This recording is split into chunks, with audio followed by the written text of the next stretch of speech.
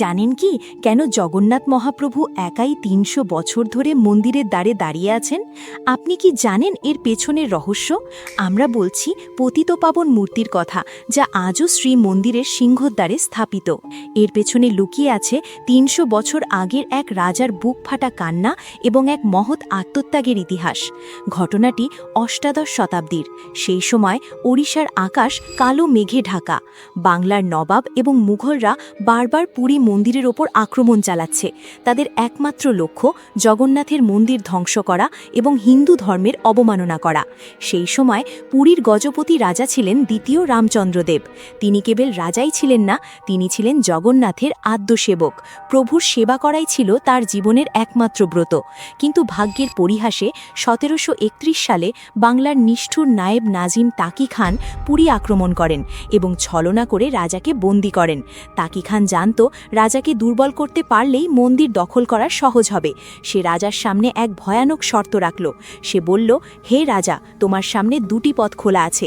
হয় তুমি ইসলাম ধর্ম গ্রহণ করে আমার বোন রিজিয়া বিবিকে বিবাহ করো, আর না হয় তোমার চোখের সামনেই আমি জগন্নাথ মন্দির ধুলোয় মিশিয়ে দেব।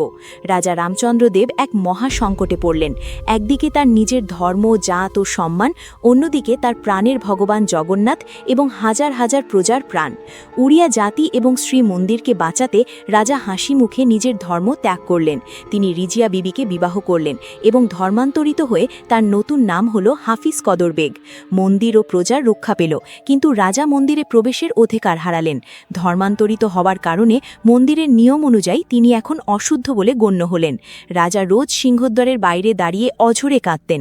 তিনি বলতেন, প্রভু, তোমাকে বাঁচাতে গিয়ে আজ আমি তোমার থেকে দূরে সরে গেলাম।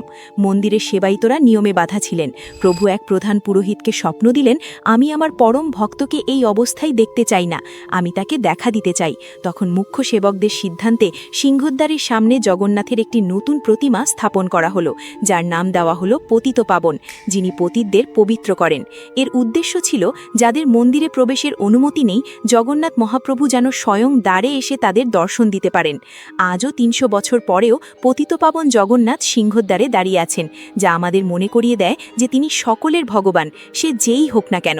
যদি সত্যিই জগন্নাথের উপর বিশ্বাস থাকে, তাহলে ভিডিওটি লাইক ও চ্যানেলটি সাবস্ক্রাইব করুন আর কমেন্টে লিখুন, জয় জগন্নাথ।